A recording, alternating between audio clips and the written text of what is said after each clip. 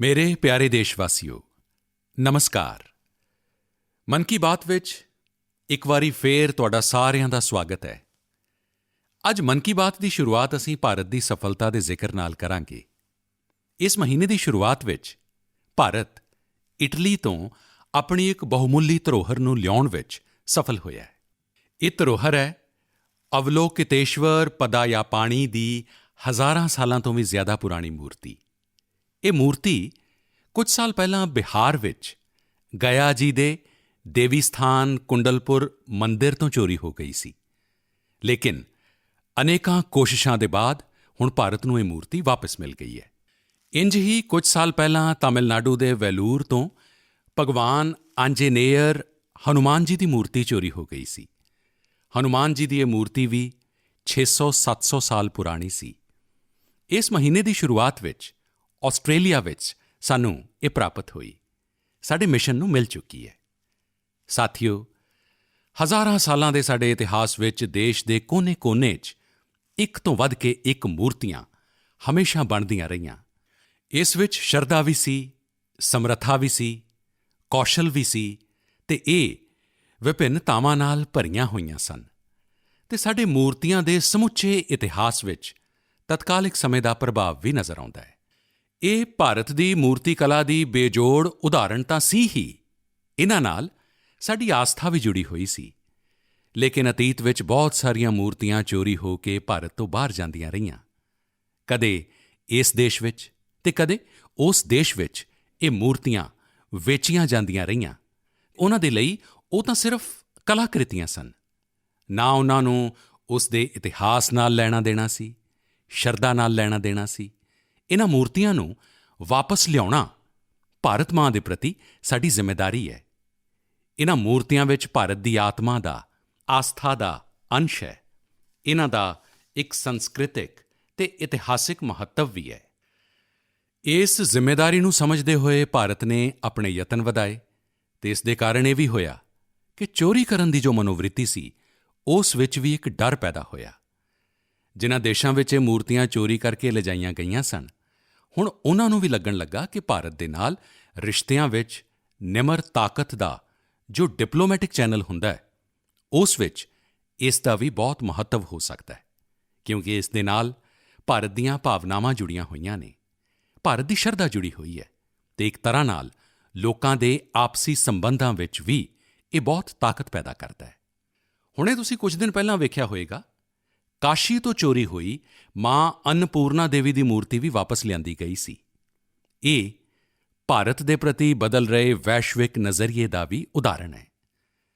ਸਾਲ 2013 ਤੱਕ ਲਗਭਗ 13 ਮੂਰਤੀਆਂ ਭਾਰਤ ਲਿਆਂਦੀਆਂ ਗਈਆਂ ਸਨ, ਲੇਕਿਨ ਪਿਛਲੇ 7 ਸਾਲ ਵਿੱਚ 200 ਤੋਂ ਜ਼ਿਆਦਾ ਬਹੁਮੁੱਲੀਆਂ ਮੂਰਤੀਆਂ ਨੂੰ ਭਾਰਤ ਸਫਲਤਾ ਦੇ ਨਾਲ ਵਾਪਸ ਲੈ ਕੇ ਆ ਚੁੱਕਾ ਹੈ।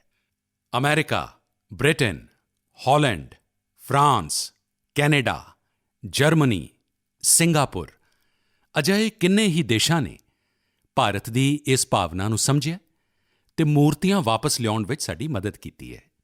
ਮੈਂ ਪਿਛਲੇ ਸਾਲ ਸਤੰਬਰ ਵਿੱਚ ਜਦੋਂ ਅਮਰੀਕਾ ਗਿਆ ਸੀ ਅਤੇ ਉੱਥੇ ਮੈਨੂੰ ਕਾਫੀ ਪੁਰਾਣੀਆਂ ਬਹੁਤ ਸਾਰੀਆਂ ਮੂਰਤੀਆਂ ਅਤੇ ਸਾਂਸਕ੍ਰਿਤਿਕ ਮਹੱਤਵ ਦੀਆਂ ਅਨੇਕਾਂ ਚੀਜ਼ਾਂ ਪ੍ਰਾਪਤ ਹੋਈਆਂ।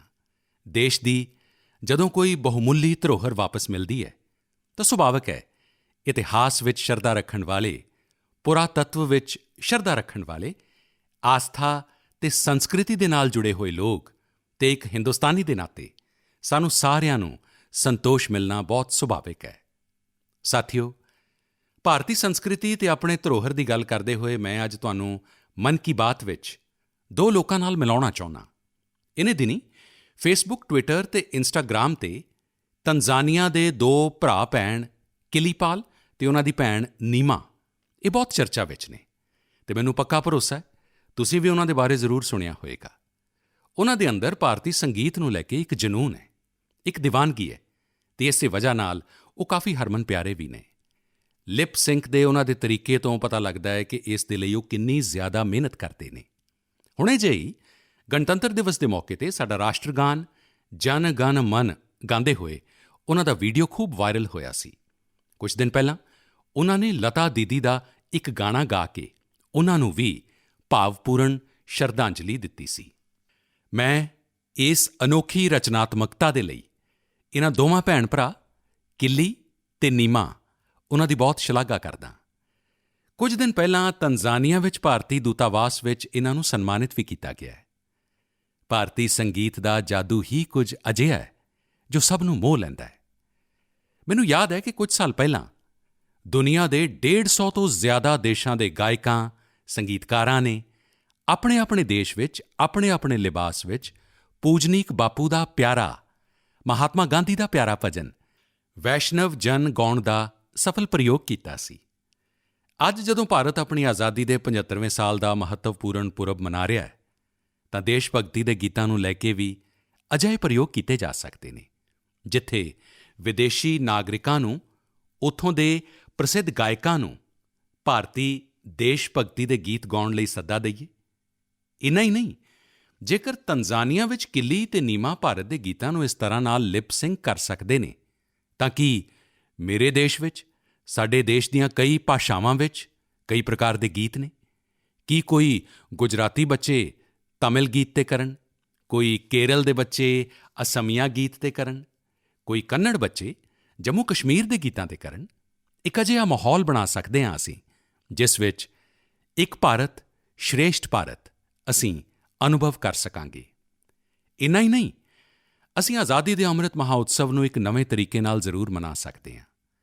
ਮੈਂ ਦੇਸ਼ ਦੇ ਨੌਜਵਾਨਾਂ ਨੂੰ ਸੱਦਾ ਦਿੰਦਾ ਕਿ ਆਓ, ਭਾਰਤੀ ਭਾਸ਼ਾਵਾਂ ਦੇ ਜੋ ਹਰਮਨ ਪਿਆਰੇ ਗੀਤ ਨੇ ਉਨ੍ਹਾਂ ਨੂੰ ਤੁਸੀਂ ਆਪਣੇ ਤਰੀਕੇ ਨਾਲ ਵੀਡੀਓ ਬਣਾਓ।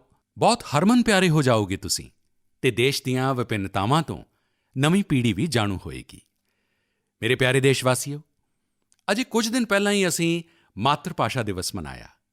ਜੋ ਵਿਦਵਾਨ ਲੋਕ ਨੇ ਉਹ ਮਾਤਰ ਭਾਸ਼ਾ ਸ਼ਬਦ ਕਿੱਥੋਂ ਆਇਆ, ਇਸ ਦੀ ਉਤਪੱਤੀ ਕਿਵੇਂ ਹੋਈ, ਇਸ ਨੂੰ ਲੈ ਕੇ ਬਹੁਤ ਅਕੈਡਮਿਕ ਇਨਪੁਟ ਦੇ ਸਕਦੇ ਨੇ। ਮੈਂ ਤਾਂ ਮਾਤਰ ਭਾਸ਼ਾ ਦੇ ਲਈ ਇਹੀ ਕਹਾਂਗਾ ਕਿ ਜਿਵੇਂ ਸਾਡੇ ਜੀਵਨ ਨੂੰ ਸਾਡੀ ਮਾਂ ਘੜਦੀ ਹੈ, ਉਂਝ ਹੀ ਮਾਤਰ ਭਾਸ਼ਾ ਵੀ ਸਾਡੇ ਜੀਵਨ ਨੂੰ ਘੜਦੀ ਹੈ। ਮਾਂ ਅਤੇ ਮਾਤਰ ਭਾਸ਼ਾ ਦੋਵੇਂ ਮਿਲ ਕੇ ਜੀਵਨ ਦੀ ਨੀਂਹ ਨੂੰ ਮਜ਼ਬੂਤ ਬਣਾਉਂਦੇ ਨੇ, ਚਿਰੰਜੀਵ ਬਣਾਉਂਦੇ ਨੇ। ਜਿਵੇਂ ਅਸੀਂ ਆਪਣੀ ਮਾਂ ਨੂੰ ਨਹੀਂ ਛੱਡ ਸਕਦੇ, ਉਂਝ ਹੀ ਅਸੀਂ ਆਪਣੀ ਮਾਤਰ ਭਾਸ਼ਾ ਨੂੰ ਵੀ ਨਹੀਂ ਛੱਡ ਸਕਦੇ। ਮੈਨੂੰ ਵਰ੍ਹਿਆਂ ਪਹਿਲਾਂ ਦੀ ਇੱਕ ਗੱਲ ਯਾਦ ਹੈ। ਜਦੋਂ ਮੈਂ ਅਮਰੀਕਾ ਗਿਆ ਤਾਂ ਵੱਖ-ਵੱਖ ਪਰਿਵਾਰਾਂ ਵਿੱਚ ਜਾਣ ਦਾ ਮੌਕਾ ਮਿਲਦਾ ਸੀ। ਇੱਕ ਵਾਰ ਮੇਰਾ ਇੱਕ ਤੇਲਗੂ ਪਰਿਵਾਰ ਵਿੱਚ ਜਾਣਾ ਹੋਇਆ ਅਤੇ ਮੈਨੂੰ ਇੱਕ ਬਹੁਤ ਖੁਸ਼ੀ ਦਾ ਦ੍ਰਿਸ਼ ਉੱਥੇ ਵੇਖਣ ਨੂੰ ਮਿਲਿਆ।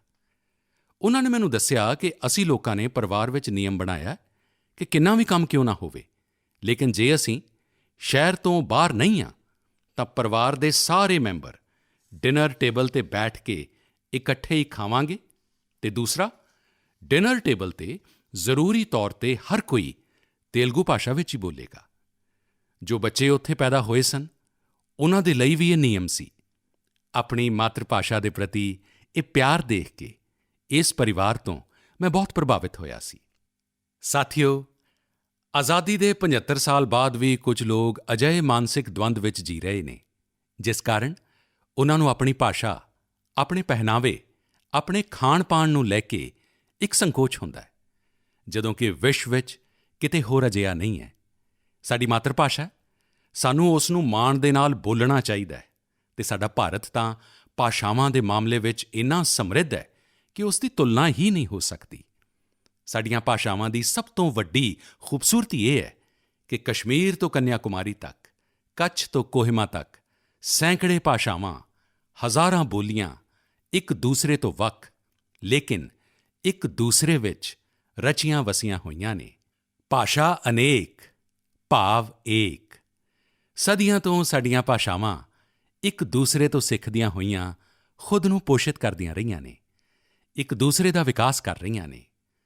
ਭਾਰਤ ਵਿੱਚ ਵਿਸ਼ਵ ਦੀ ਸਭ ਤੋਂ ਪੁਰਾਣੀ ਭਾਸ਼ਾ ਤਮਿਲ ਹੈ ਅਤੇ ਇਸ ਗੱਲ ਦਾ ਹਰ ਭਾਰਤੀ ਨੂੰ ਮਾਣ ਹੋਣਾ ਚਾਹੀਦਾ ਹੈ ਕਿ ਦੁਨੀਆ ਦੀ ਇੰਨੀ ਵੱਡੀ ਵਿਰਾਸਤ ਸਾਡੇ ਕੋਲ ਹੈ। ਉਸੇ ਤਰ੍ਹਾਂ ਨਾਲ ਜਿੰਨੇ ਪੁਰਾਣੇ ਧਰਮ ਸ਼ਾਸਤਰ ਨੇ ਉਨ੍ਹਾਂ ਦੀ ਪੇਸ਼ਕਾਰੀ ਵੀ ਸਾਡੀ ਸੰਸਕ੍ਰਿਤ ਭਾਸ਼ਾ ਵਿੱਚ ਹੈ। ਭਾਰਤ ਦੇ ਲੋਕ ਲਗਭਗ 121 ਯਾਨੀ ਸਾਨੂੰ ਮਾਣ ਹੋਏਗਾ 121 ਪ੍ਰਕਾਰ ਦੀਆਂ ਮਾਤਰ ਭਾਸ਼ਾਵਾਂ ਨਾਲ ਜੁੜੇ ਹੋਏ ਨੇ ਅਤੇ ਇਨ੍ਹਾਂ ਵਿੱਚੋਂ 14 ਭਾਸ਼ਾਵਾਂ ਤਾਂ ਅਜਿਹੀਆਂ ਨੇ ਜੋ ਕਿ 1 ਕਰੋੜ ਤੋਂ ਵੀ ਜ਼ਿਆਦਾ ਲੋਕ ਰੋਜ਼ਮਰਾ ਦੀ ਜ਼ਿੰਦਗੀ ਵਿੱਚ ਬੋਲਦੇ ਨੇ। ਯਾਨੀ ਜਿੰਨੀ ਕਈ ਯੂਰੋਪੀਅਨ ਦੇਸ਼ਾਂ ਦੀ ਕੁੱਲ ਜਨਸੰਖਿਆ ਨਹੀਂ ਹੈ, ਉਸ ਤੋਂ ਜ਼ਿਆਦਾ ਲੋਕ ਸਾਡੇ ਇੱਥੇ ਵੱਖ-ਵੱਖ 14 ਭਾਸ਼ਾਵਾਂ ਨਾਲ ਜੁੜੇ ਹੋਏ ਨੇ। ਸਾਲ 2019 ਵਿੱਚ ਹਿੰਦੀ ਦੁਨੀਆ ਦੀਆਂ ਸਭ ਤੋਂ ਵੱਧ ਬੋਲੀਆਂ ਜਾਣ ਵਾਲੀਆਂ ਭਾਸ਼ਾਵਾਂ ਵਿੱਚੋਂ ਤੀਜੇ ਨੰਬਰ 'ਤੇ ਸੀ। ਇਸ ਗੱਲ ਦਾ ਵੀ ਹਰ ਭਾਰਤੀ ਨੂੰ ਮਾਣ ਹੋਣਾ ਚਾਹੀਦਾ ਹੈ। ਭਾਸ਼ਾ ਕੇਵਲ ਵਿਅਕਤ ਕਰਨ ਦਾ ਹੀ ਮਾਧਿਅਮ ਨਹੀਂ, ਬਲਕਿ ਭਾਸ਼ਾ ਸਮਾਜ ਦੀ ਸੰਸਕ੍ਰਿਤੀ ਤੇ ਵਿਰਾਸਤ ਨੂੰ ਵੀ ਸਹੇਜਣ ਦਾ ਕੰਮ ਕਰਦੀ ਹੈ। ਆਪਣੀ ਭਾਸ਼ਾ ਦੀ ਵਿਰਾਸਤ ਨੂੰ ਸਹੇਜਣ ਦਾ ਅਜਿਹਾ ਹੀ ਕੰਮ ਸੂਰੀਨਾਮ ਵਿੱਚ ਸੁਰਜਨ ਪਰੋਹੀ ਜੀ ਕਰ ਰਹੇ ਨੇ। ਇਸ ਮਹੀਨੇ ਦੀ 2 ਤਾਰੀਖ ਨੂੰ ਉਹ 84 ਸਾਲ ਦੇ ਹੋਏ ਨੇ। ਉਹਨਾਂ ਦੇ ਪੁਰਖੇ ਵੀ ਸਾਲਾਂ ਪਹਿਲਾਂ ਹਜ਼ਾਰਾਂ ਮਜ਼ਦੂਰਾਂ ਦੇ ਨਾਲ ਰੋਜ਼ੀ-ਰੋਟੀ ਲਈ ਸੂਰੀਨਾਮ ਗਏ ਸਨ।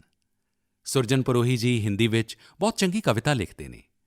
ਉੱਥੋਂ ਦੇ ਰਾਸ਼ਟਰੀ ਕਵੀਆਂ ਵਿੱਚ ਉਹਨਾਂ ਦਾ ਨਾਮ ਲਿਆ ਜਾਂਦਾ ਹੈ। ਯਾਨੀ ਅੱਜ ਵੀ ਉਹਨਾਂ ਦੇ ਦਿਲ ਵਿੱਚ ਹਿੰਦੁਸਤਾਨ ਧੜਕਦਾ ਹੈ। ਉਹਨਾਂ ਦੇ ਕੰਮਾਂ ਵਿੱਚ ਹਿੰਦੁਸਤਾਨੀ ਮਿੱਟੀ ਦੀ ਮਹਿਕ ਹੈ। ਸੂਰੀਨਾਮ ਦੇ ਲੋਕਾਂ ਨੇ ਸੁਰਜਨ ਪਰੋਹੀ ਜੀ ਦੇ ਨਾਮ 'ਤੇ ਅਜਾਇਬ ਘਰ ਵੀ ਬਣਾਇਆ ਹੈ। ਮੇਰੇ ਲਈ ਇਹ ਬਹੁਤ ਸੁਖਦ ਹੈ ਕਿ ਸਾਲ 2015 ਵਿੱਚ ਮੈਨੂੰ ਉਹਨਾਂ ਨੂੰ ਸਨਮਾਨਿਤ ਕਰਨ ਦਾ ਮੌਕਾ ਮਿਲਿਆ ਸੀ। ਸਾਥੀਓ, ਅੱਜ ਦੇ ਦਿਨ ਯਾਨੀ 27 ਫਰਵਰੀ ਨੂੰ ਮਰਾਠੀ ਭਾਸ਼ਾ ਗੌਰਵ ਦਿਵਸ ਵੀ ਹੈ। ਸਰਵ ਮਰਾਠੀ ਬੰਧੂ ਭਗਿਨੀਨਾਂ, ਮਰਾਠੀ ਭਾਸ਼ਾ ਦਿਨਾਚਯਾ ਹਾਰਦਿਕ ਸ਼ੁਭੇच्छा। ਇਹ ਦਿਨ ਮਰਾਠੀ ਕਵਿਰਾਜ ਵਿਸ਼ਨੂੰ ਬਾਮਨ ਸ਼ਿਰਵਾਡਕਰ ਜੀ, ਸ਼੍ਰੀਮਾਨ ਕੁਸੁਮਾਗ੍ਰਜ ਜੀ ਨੂੰ ਸਮਰਪਿਤ ਹੈ।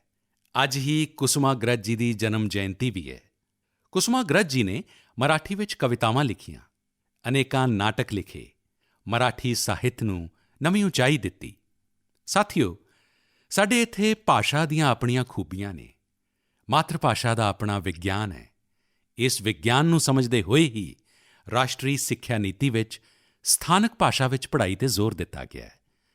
ਸਾਡੇ ਪ੍ਰੋਫੈਸ਼ਨਲ ਕੋਰਸ ਵੀ ਸਥਾਨਕ ਭਾਸ਼ਾ ਵਿੱਚ ਪੜ੍ਹਾਏ ਜਾਣ, ਇਸ ਦੀ ਕੋਸ਼ਿਸ਼ ਹੋ ਰਹੀ ਹੈ। ਆਜ਼ਾਦੀ ਦੇ ਅੰਮ੍ਰਿਤ ਕਾਲ ਵਿੱਚ ਇਨ੍ਹਾਂ ਯਤਨਾਂ ਨੂੰ ਸਾਨੂੰ ਸਾਰਿਆਂ ਨੂੰ ਮਿਲ ਕੇ ਬਹੁਤ ਗਤੀ ਦੇਣੀ ਚਾਹੀਦੀ ਹੈ। ਇਹ ਸਵੈ ਅਭਿਮਾਨ ਦਾ ਕੰਮ ਹੈ। ਮੈਂ ਚਾਹਾਂਗਾ ਤੁਸੀਂ ਜੋ ਵੀ ਮਾਤਰ ਭਾਸ਼ਾ ਬੋਲਦੇ ਹੋ, ਉਸ ਦੀਆਂ ਖੂਬੀਆਂ ਦੇ ਬਾਰੇ ਜ਼ਰੂਰ ਜਾਣੋ ਤੇ ਕੁਝ ਨਾ ਕੁਝ ਲਿਖੋ। ਸਾਥੀਓ, ਕੁਝ ਦਿਨ ਪਹਿਲਾਂ ਮੇਰੀ ਮੁਲਾਕਾਤ ਮੇਰੇ ਮਿੱਤਰ ਤੇ ਕੀਨੀਆ ਦੇ ਸਾਬਕਾ ਪ੍ਰਧਾਨ ਮੰਤਰੀ ਰਾਇਲਾ ਓਡਿੰਗਾ ਜੀ ਨਾਲ ਹੋਈ ਸੀ। ਇਹ ਮੁਲਾਕਾਤ ਦਿਲਚਸਪ ਤਾਂ ਸੀ ਹੀ, ਲੇਕਿਨ ਕੁਝ ਭਾਵੁਕ ਸੀ।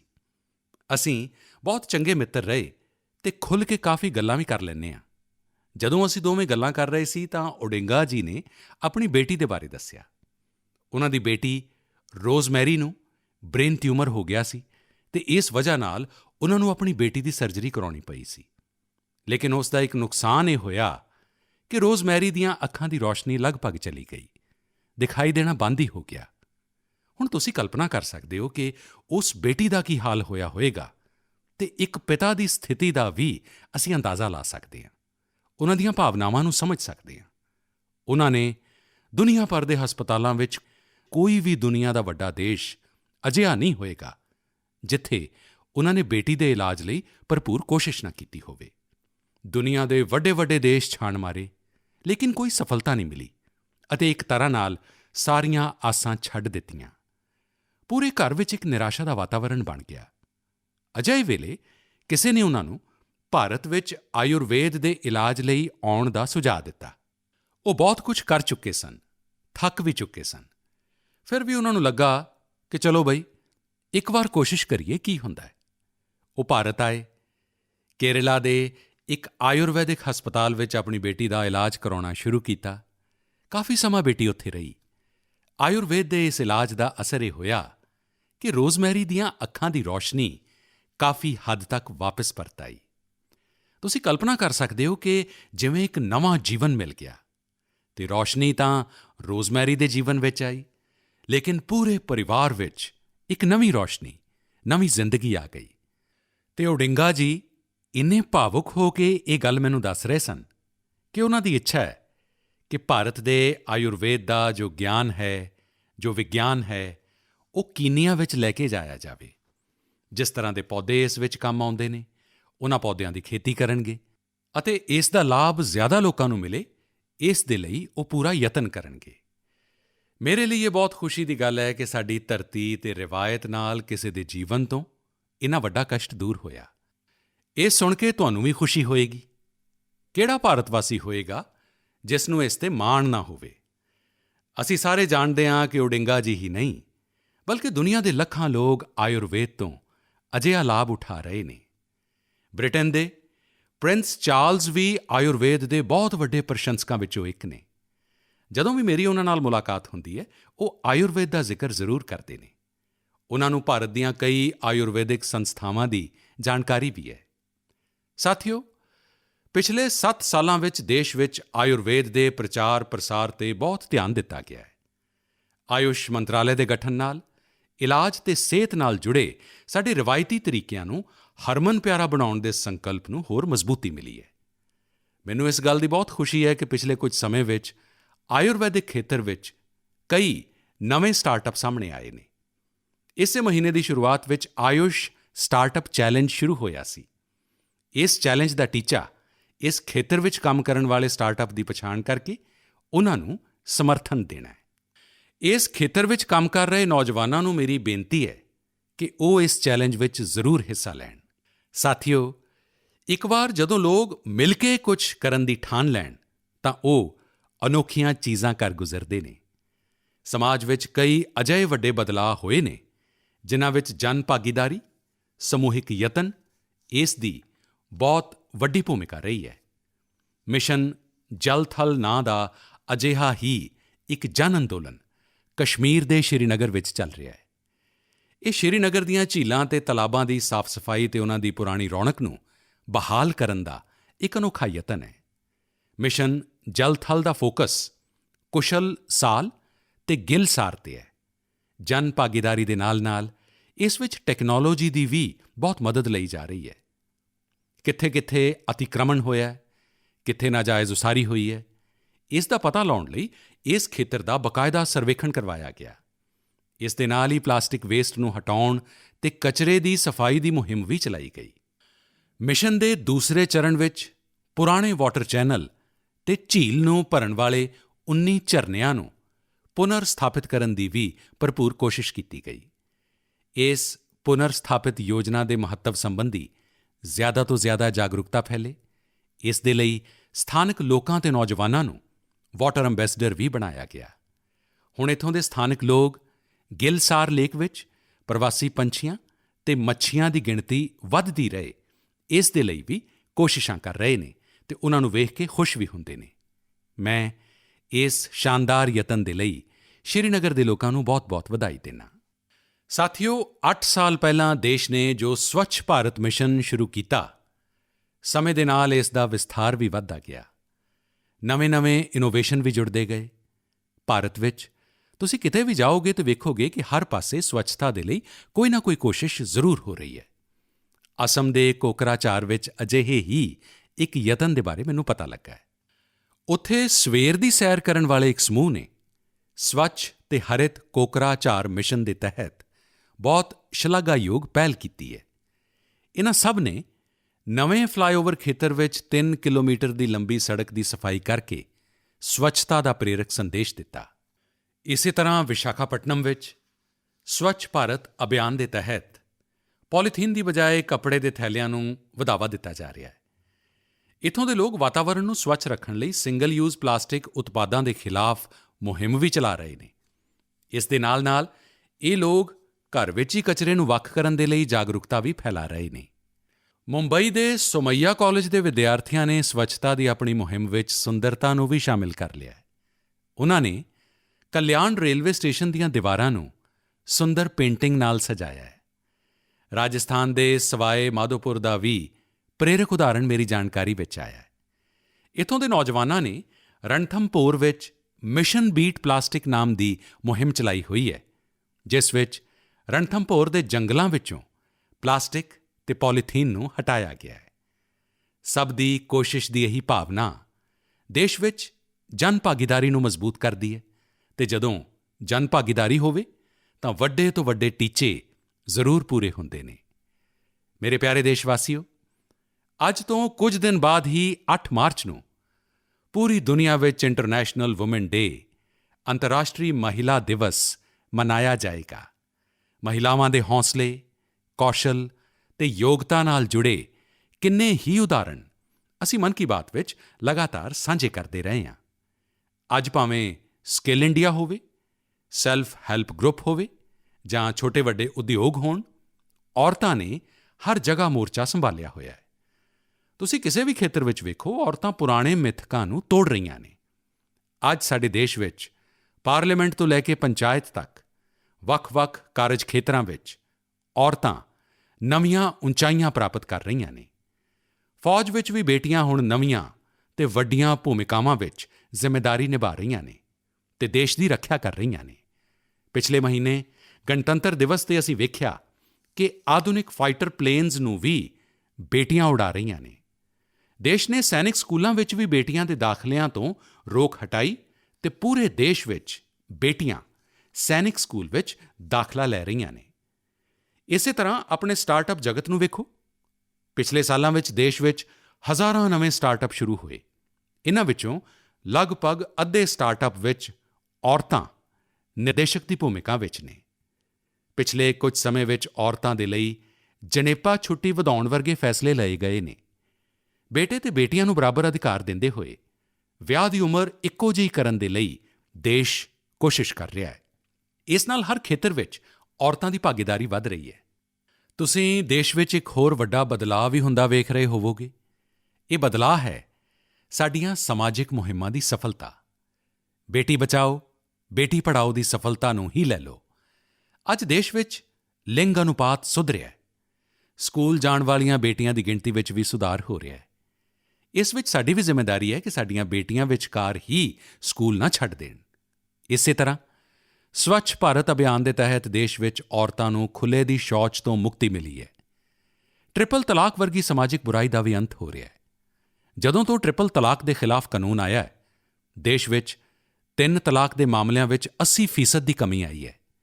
ਇਹ ਇੰਨੇ ਸਾਰੇ ਬਦਲਾਅ ਇੰਨੇ ਘੱਟ ਸਮੇਂ ਵਿੱਚ ਕਿਵੇਂ ਹੋ ਰਹੇ ਨੇ? ਇਹ ਬਦਲਾਅ ਇਸ ਲਈ ਆ ਰਿਹਾ ਹੈ ਕਿਉਂਕਿ ਸਾਡੇ ਦੇਸ਼ ਵਿੱਚ ਬਦਲਾਅ ਤੇ ਪ੍ਰਗਤੀਸ਼ੀਲ ਯਤਨਾਂ ਦੀ ਅਗਵਾਈ ਹੁਣ ਖੁਦ ਔਰਤਾਂ ਕਰ ਰਹੀਆਂ ਨੇ। ਮੇਰੇ ਪਿਆਰੇ ਦੇਸ਼ਵਾਸੀਓ, ਕੱਲ੍ਹ 28 ਫਰਵਰੀ ਨੂੰ ਨੈਸ਼ਨਲ ਸਾਇੰਸ ਡੇ ਹੈ। ਇਹ ਦਿਨ ਰਮਨ ਇਫੈਕਟ ਦੀ ਖੋਜ ਦੇ ਲਈ ਵੀ ਜਾਣਿਆ ਜਾਂਦਾ ਹੈ। ਮੈਂ ਸੀ.ਵੀ. ਰਮਨ ਜੀ ਦੇ ਨਾਲ ਉਹਨਾਂ ਸਾਰੇ ਵਿਗਿਆਨਕਾਂ ਨੂੰ ਆਦਰਪੂਰਵਕ ਸ਼ਰਧਾਂਜਲੀ ਦਿੰਦਾ ਜਿਨ੍ਹਾਂ ਨੇ ਸਾਡੀ ਵਿਗਿਆਨਕ ਯਾਤਰਾ ਨੂੰ ਸਮਰਿੱਧ ਬਣਾਉਣ ਵਿੱਚ ਆਪਣਾ ਮਹੱਤਵਪੂਰਨ ਯੋਗਦਾਨ ਦਿੱਤਾ ਹੈ। ਸਾਥੀਓ, ਸਾਡੇ ਜੀਵਨ ਵਿੱਚ ਸਹੂਲਤ ਤੇ ਸਰਲਤਾ ਵਿੱਚ ਟੈਕਨੋਲੋਜੀ ਨੇ ਕਾਫੀ ਜਗ੍ਹਾ ਬਣਾ ਲਈ ਹੈ। ਕਿਹੜੀ ਟੈਕਨੋਲੋਜੀ ਚੰਗੀ ਹੈ? ਇਸ ਟੈਕਨੋਲੋਜੀ ਦਾ ਬਿਹਤਰ ਇਸਤੇਮਾਲ ਕੀ ਹੈ? ਇਨ੍ਹਾਂ ਸਾਰੇ ਵਿਸ਼ਿਆਂ ਤੋਂ ਅਸੀਂ ਭਲੀ ਭਾਂਤ ਜਾਣੂ ਹੁੰਦੇ ਹੀ ਹਾਂ। ਪਰ ਇਹ ਵੀ ਸਹੀ ਹੈ ਕਿ ਆਪਣੇ ਪਰਿਵਾਰ ਤੇ ਬੱਚਿਆਂ ਨੂੰ ਉਸ ਟੈਕਨੋਲੋਜੀ ਦਾ ਆਧਾਰ ਕੀ ਹੈ, ਉਸ ਦੇ ਪਿੱਛੇ ਦੀ ਸਾਇੰਸ ਕੀ ਹੈ, ਇਸ ਪਾਸੇ ਸਾਡਾ ਧਿਆਨ ਜਾਂਦਾ ਹੀ ਨਹੀਂ ਹੈ। ਇਸ ਸਾਇੰਸ ਡੇ 'ਤੇ ਮੇਰੀ ਸਾਰੇ ਪਰਿਵਾਰਾਂ ਨੂੰ ਬੇਨਤੀ ਹੈ ਕਿ ਉਹ ਆਪਣੇ ਬੱਚਿਆਂ ਵਿੱਚ ਵਿਗਿਆਨਕ ਸੋਚ ਨੂੰ ਵਿਕਸਿਤ ਕਰਨ ਦੇ ਲਈ ਜ਼ਰੂਰ ਛੋਟੇ-ਛੋਟੇ ਯਤਨਾਂ ਨਾਲ ਸ਼ੁਰੂਆਤ ਕਰਨ। ਹੁਣ ਜਿਵੇਂ ਵਿਖਾਈ ਨਹੀਂ ਦਿੰਦਾ, ਐਨਕ ਲਗਾਓ ਤੇ ਸਾਫ਼ ਵਿਖਾਈ ਦੇਣ ਲੱਗਦਾ, ਤਾਂ ਬੱਚਿਆਂ ਨੂੰ ਆਸਾਨੀ ਨਾਲ ਸਮਝਾਇਆ ਜਾ ਸਕਦਾ ਹੈ ਕਿ ਇਸ ਦੇ ਪਿੱਛੇ ਵਿਗਿਆਨ ਕੀ ਹੈ। ਸਿਰਫ ਐਨਕਾਂ ਵੇਖੋ, ਆਨੰਦ ਕਰੋ, ਇੰਨਾ ਨਹੀਂ। ਹੁਣ ਆਰਾਮ ਨਾਲ ਤੁਸੀਂ ਇੱਕ ਛੋਟੇ ਜਿਹੇ ਕਾਗਜ਼ 'ਤੇ ਉਸ ਨੂੰ ਦੱਸ ਸਕਦੇ ਹੋ। ਹੁਣ ਉਹ ਮੋਬਾਈਲ ਫੋਨ ਦੀ ਵਰਤੋਂ ਕਰਦਾ ਹੈ, ਕੈਲਕੂਲੇਟਰ ਕਿਵੇਂ ਕੰਮ ਕਰਦਾ ਹੈ, ਰਿਮੋਟ ਕੰਟਰੋਲ ਕਿਵੇਂ ਕੰਮ ਕਰਦਾ ਹੈ, ਸੈਂਸਰ ਕੀ ਹੁੰਦੇ ਨੇ। ਕੀ ਇਹਨਾਂ ਵਿਗਿਆਨਕ ਗੱਲਾਂ ਦੀ ਇਸ ਦੇ ਨਾਲ-ਨਾਲ ਘਰ ਵਿੱਚ ਚਰਚਾ ਹੁੰਦੀ ਹੈ? ਹੋ ਸਕਦੀ ਹੈ ਬੜੇ ਆਰਾਮ ਨਾਲ। ਅਸੀਂ ਇਹਨਾਂ ਚੀਜ਼ਾਂ ਨੂੰ ਕਿ ਘਰ ਦੀ ਰੋਜ਼ਾਨਾ ਦੀ ਜ਼ਿੰਦਗੀ ਪਿੱਛੇ ਸਾਇੰਸ ਦੀ ਉਹ ਕਿਹੜੀ ਗੱਲ ਹੈ ਜੋ ਇਹ ਕਰ ਰਹੀ ਹੈ, ਇਸ ਨੂੰ ਸਮਝਾ ਸਕਦੇ ਹਾਂ। ਇਸ ਤਰ੍ਹਾਂ ਕੀ ਅਸੀਂ ਕਦੇ ਬੱਚਿਆਂ ਨੂੰ ਨਾਲ ਲੈ ਕੇ ਆਸਮਾਨ ਵੱਲ ਇਕੱਠੇ ਵੇਖਿਆ? ਰਾਤ ਨੂੰ ਤਾਰਿਆਂ ਦੇ ਬਾਰੇ ਜ਼ਰੂਰ ਗੱਲਾਂ ਹੋਈਆਂ ਹੋਣਗੀਆਂ। ਵਿਭਿੰਨ ਪ੍ਰਕਾਰ ਦੇ ਤਾਰਾ ਮੰਡਲ ਵਿਖਾਈ ਦਿੰਦੇ ਨੇ, ਉਹਨਾਂ ਦੇ ਬਾਰੇ ਦੱਸੋ। ਅਜਿਹਾ ਕਰਕੇ ਤੁਸੀਂ ਬੱਚਿਆਂ ਵਿੱਚ ਫਿਜ਼ਿਕਸ ਤੇ ਐਸਟ੍ਰੋਨੋਮੀ ਦੇ ਪ੍ਰਤੀ ਨਵਾਂ ਰੁਝਾਨ ਪੈਦਾ ਕਰ ਸਕਦੇ ਹੋ। ਅੱਜ ਕੱਲ੍ਹ ਤਾਂ ਬਹੁਤ ਸਾਰੀਆਂ ਐਪਸ ਵੀ ਨੇ ਜਿਸ ਨਾਲ ਤੁਸੀਂ ਤਾਰਿਆਂ ਤੇ ਗ੍ਰਹਿਆਂ ਦੀ ਖੋਜ ਕਰ ਸਕਦੇ ਹੋ, ਜਾਂ ਜੋ ਤਾਰਾ ਆਸਮਾਨ ਵਿੱਚ ਵਿਖਾਈ ਦੇ ਰਿਹਾ ਉਸ ਨੂੰ ਪਛਾਣ ਸਕਦੇ ਹੋ, ਉਸ ਦੇ ਬਾਰੇ ਜਾਣ ਵੀ ਸਕਦੇ ਹੋ। ਮੈਂ ਆਪਣੇ ਸਟਾਰਟਅਪਸ ਨੂੰ ਵੀ ਕਹਾਂਗਾ ਕਿ ਤੁਸੀਂ ਆਪਣੇ ਕੌਸ਼ਲ ਤੇ ਵਿਗਿਆਨਕ ਯੋਗਤਾ ਦਾ ਇਸਤੇਮਾਲ ਰਾਸ਼ਟਰੀ ਨਿਰਮਾਣ ਨਾਲ ਜੁੜੇ ਕੰਮਾਂ ਵਿੱਚ ਵੀ ਕਰੋ। ਇਹ ਦੇਸ਼ ਦੇ ਪ੍ਰਤੀ ਸਾਡੀ ਸਮੂਹਿਕ ਵਿਗਿਆਨਕ ਜ਼ਿੰਮੇਵਾਰੀ ਵੀ ਹੈ। ਵੈਸੇ ਅੱਜ ਕੱਲ੍ਹ ਮੈਂ ਵੇਖ ਰਿਹਾ ਕਿ ਸਾਡੇ ਸਟਾਰਟਅਪ ਵਰਚੁਅਲ ਰਿਐਲਿਟੀ ਦੀ ਦੁਨੀਆ ਵਿੱਚ ਬਹੁਤ ਚੰਗਾ ਕੰਮ ਕਰ ਰਹੇ ਨੇ। ਵਰਚੁਅਲ ਕਲਾਸਾਂ ਦੇ ਇਸ ਦੌਰ ਵਿੱਚ ਅਜਿਹੀ ਹੀ ਇੱਕ ਵਰਚੁਅਲ ਲੈਬ ਬੱਚਿਆਂ ਨੂੰ ਧਿਆਨ ਵਿੱਚ ਰੱਖਦੇ ਹੋਏ ਬਣਾਈ ਜਾ ਸਕਦੀ ਹੈ। ਅਸੀਂ ਵਰਚੁਅਲ ਰਿਐਲਿਟੀ ਰਾਹੀਂ ਬੱਚਿਆਂ ਨੂੰ ਘਰ ਵਿੱਚ ਬੈਠੇ ਕੈਮਿਸਟਰੀ ਦੀ ਲੈਬ ਦਾ ਅਨੁਭਵ ਵੀ ਕਰਵਾ ਸਕਦੇ ਹਾਂ। ਆਪਣੇ ਅਧਿਆਪਕਾਂ ਅਤੇ ਮਾਪਿਆਂ ਨੂੰ ਮੇਰੀ ਬੇਨਤੀ ਹੈ ਕਿ ਉਹ ਸਾਰੇ ਵਿਦਿਆਰਥੀਆਂ ਅਤੇ ਬੱਚਿਆਂ ਨੂੰ ਸਵਾਲ ਪੁੱਛਣ ਦੇ ਲਈ ਉਤਸ਼ਾਹਿਤ ਕਰਨ ਅਤੇ ਉਹਨਾਂ ਨਾਲ ਮਿਲ-ਜੁਲ ਕੇ ਸਵਾਲਾਂ ਦਾ ਸਹੀ ਜਵਾਬ ਤਲਾਸ਼ ਕਰਨ। ਅੱਜ ਮੈਂ ਕੋਰੋਨਾ ਦੇ ਖਿਲਾਫ ਲੜਾਈ ਵਿੱਚ ਭਾਰਤੀ ਵਿਗਿਆਨਕਾਂ ਦੀ ਭੂਮਿਕਾ ਦੀ ਵੀ ਸ਼ਲਾਘਾ ਕਰਨਾ ਚਾਹਾਂਗਾ। ਉਨ੍ਹਾਂ ਦੀ ਸਖਤ ਮਿਹਨਤ ਦੀ ਵਜ੍ਹਾ ਨਾਲ ਹੀ ਮੇਡ ਇਨ ਇੰਡੀਆ ਵੈਕਸੀਨ ਦਾ ਨਿਰਮਾਣ ਸੰਭਵ ਹੋ ਸਕਿਆ, ਜਿਸ ਨਾਲ ਪੂਰੀ ਦੁਨੀਆ ਨੂੰ ਬਹੁਤ ਵੱਡੀ ਮਦਦ ਮਿਲੀ ਹੈ। ਸਾਇੰਸ ਦਾ ਮਨੁੱਖਤਾ ਦੇ ਲਈ ਇਹੀ ਤਾਂ ਤੋਹਫ਼ਾ ਹੈ। ਮੇਰੇ ਪਿਆਰੇ ਦੇਸ਼ਵਾਸੀਓ, ਇਸ ਵਾਰ ਵੀ ਅਸੀਂ ਅਨੇਕਾਂ ਵਿਸ਼ਿਆਂ 'ਤੇ ਚਰਚਾ ਕੀਤੀ। ਆਉਣ ਵਾਲੇ ਮਾਰਚ ਦੇ ਮਹੀਨੇ ਵਿੱਚ ਅਨੇਕਾਂ ਪੁਰਬ ਤਿਉਹਾਰ ਆ ਰਹੇ ਨੇ। ਸ਼ਿਵਰਾਤਰੀ ਹੈ ਅਤੇ ਹੁਣ ਕੁਝ ਦਿਨਾਂ ਬਾਅਦ ਤੁਸੀਂ ਸਾਰੇ ਹੋਲੀ ਦੀ ਤਿਆਰੀ ਵਿੱਚ ਜੁਟ ਜਾਓਗੇ। ਹੋਲੀ ਸਾਨੂੰ ਇੱਕ ਸੂਤਰ ਵਿੱਚ ਪਿਰੋਣ ਵਾਲਾ ਤਿਉਹਾਰ ਹੈ। ਇਸ ਵਿੱਚ ਆਪਣੇ ਪਰਾਏ, ਵੈਰ ਵਿਰੋਧ, ਛੋਟੇ ਵੱਡੇ ਸਾਰੇ ਭੇਦ ਮਿਟ ਜਾਂਦੇ ਨੇ। ਇਸ ਲਈ ਕਹਿੰਦੇ ਨੇ ਕਿ ਹੋਲੀ ਦੇ ਰੰਗਾਂ ਤੋਂ ਵੀ ਜ਼ਿਆਦਾ ਗੂੜ੍ਹਾ ਰੰਗ ਹੋਲੀ ਦੇ ਪਿਆਰ ਅਤੇ ਮਿਲਵਰਤਨ ਦਾ ਹੁੰਦਾ ਹੈ। ਹੋਲੀ ਵਿੱਚ ਗੁਜੀਆ ਦੇ ਨਾਲ-ਨਾਲ ਰਿਸ਼ਤਿਆਂ ਦੀ ਵੀ ਅਨੋਖੀ ਮਿਠਾਸ ਹੁੰਦੀ ਹੈ। ਇਨ੍ਹਾਂ ਰਿਸ਼ਤਿਆਂ ਨੂੰ ਅਸੀਂ ਹੋਰ ਮਜ਼ਬੂਤ ਕਰਨਾ ਹੈ ਅਤੇ ਰਿਸ਼ਤੇ ਸਿਰਫ ਆਪਣੇ ਪਰਿਵਾਰ ਦੇ ਲੋਕਾਂ ਨਾਲ ਹੀ ਨਹੀਂ, ਬਲਕਿ ਉਨ੍ਹਾਂ ਲੋਕਾਂ ਦੇ ਨਾਲ ਵੀ ਜੋ ਤੁਹਾਡੇ ਇੱਕ ਵਿਸ਼ਾਲ ਪਰਿਵਾਰ ਦਾ ਹਿੱਸਾ ਨੇ। ਇਸ ਦਾ ਸਭ ਤੋਂ ਮਹੱਤਵਪੂਰਨ ਤਰੀਕਾ ਵੀ ਤੁਸੀਂ ਯਾਦ ਰੱਖਣਾ ਹੈ। ਇਹ ਤਰੀਕਾ ਹੈ ਵੋਕਲ ਫਾਰ ਲੋਕਲ ਦੇ ਨਾਲ ਤਿਉਹਾਰ ਮਨਾਉਣ ਦਾ। ਤੁਸੀਂ ਤਿਉਹਾਰਾਂ 'ਤੇ ਸਥਾਨਕ ਉਤਪਾਦਾਂ ਨੂੰ ਖਰੀਦੋ, ਜਿਸ ਨਾਲ ਤੁਹਾਡੇ ਆਲੇ-ਦੁਆਲੇ ਰਹਿਣ ਵਾਲੇ ਲੋਕਾਂ ਦੇ ਜੀਵਨ ਵਿੱਚ ਵੀ ਰੰਗ ਰਵੇ, ਉਮੰਗ ਰਹੇ। ਸਾਡਾ ਦੇਸ਼ ਜਿੰਨੀ ਸਫਲਤਾ ਨਾਲ ਕੋਰੋਨਾ ਦੇ ਖਿਲਾਫ ਲੜਾਈ ਲੜ ਰਿਹਾ ਹੈ ਅਤੇ ਅੱਗੇ ਵਧ ਰਿਹਾ ਹੈ, ਉਸ ਨਾਲ ਤਿਉਹਾਰਾਂ ਵਿੱਚ ਜੋਸ਼ ਵੀ ਕਈ ਗੁਣਾ ਹੋ ਗਿਆ ਹੈ। ਇਸੇ ਜੋਸ਼ ਦੇ ਨਾਲ ਅਸੀਂ ਆਪਣੇ ਤਿਉਹਾਰ ਮਨਾਉਣੇ ਨੇ ਅਤੇ ਨਾਲ ਹੀ ਆਪਣੀ ਸਾਵਧਾਨੀ ਵੀ ਬਣਾਈ ਰੱਖਣੀ ਹੈ। ਮੈਂ ਤੁਹਾਨੂੰ ਸਾਰਿਆਂ ਨੂੰ ਆਉਣ ਵਾਲੇ ਪੁਰਬਾਂ ਦੀਆਂ ਢੇਰ ਸਾਰੀਆਂ ਸ਼ੁਭਕਾਮਨਾਵਾਂ ਦਿੰਦਾ। ਮੈਨੂੰ ਹਮੇਸ਼ਾ ਤੁਹਾਡੀਆਂ ਗੱਲਾਂ ਦਾ, ਤੁਹਾਡੇ ਪੱਤਰਾਂ, ਤੁਹਾਡੇ ਸੰਦੇਸ਼ਾਂ ਦਾ ਇੰਤਜ਼ਾਰ ਰਹੇਗਾ। ਬਹੁਤ-ਬਹੁਤ ਧੰਨਵਾਦ।